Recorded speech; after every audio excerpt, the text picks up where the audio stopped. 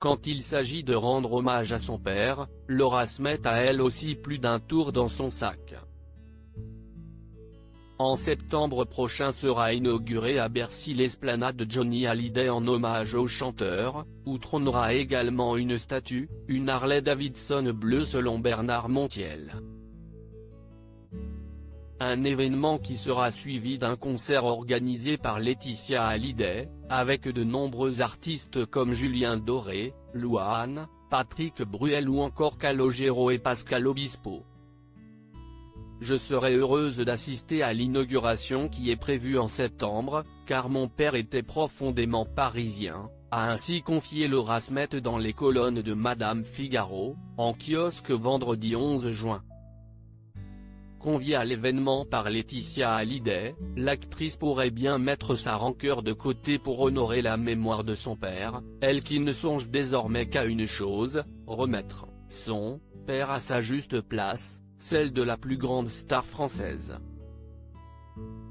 Je voudrais qu'on reparle de lui en tant qu'artiste et non pas au sujet des bêtises qu'il a pu commettre, confie ainsi Laura Smet, qui précise vouloir faire cette démarche pour son fils Léo, né en octobre dernier, mais aussi pour les filles adoptives de Johnny Hallyday, Jade et Joy, qu'elle ne voit malheureusement pas.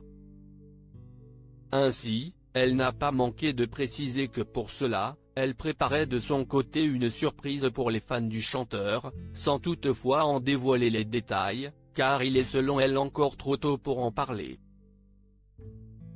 Un beau geste à l'image de Johnny Hallyday, qui cesse toujours d'aimer pour faire plaisir à ses fans.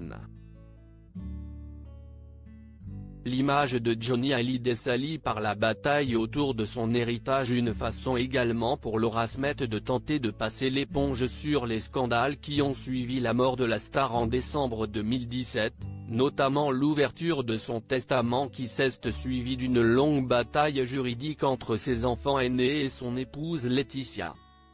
Si j'ai été obligé de me défendre, pour des raisons personnelles, la bataille juridique autour de son héritage a laissé des traces, salit son image, déplore la comédienne, qui explique que lorsque son fils Léo sera en âge de faire des recherches sur Internet, il tombe sur l'immense monument qu'était son grand-père, son incroyable talent, la ferveur qu'il déclenchait, son charisme absolu, plutôt que ses affaires de succession, ses démons, ou les nouveaux petits copains des uns et des autres, a-t-elle confié.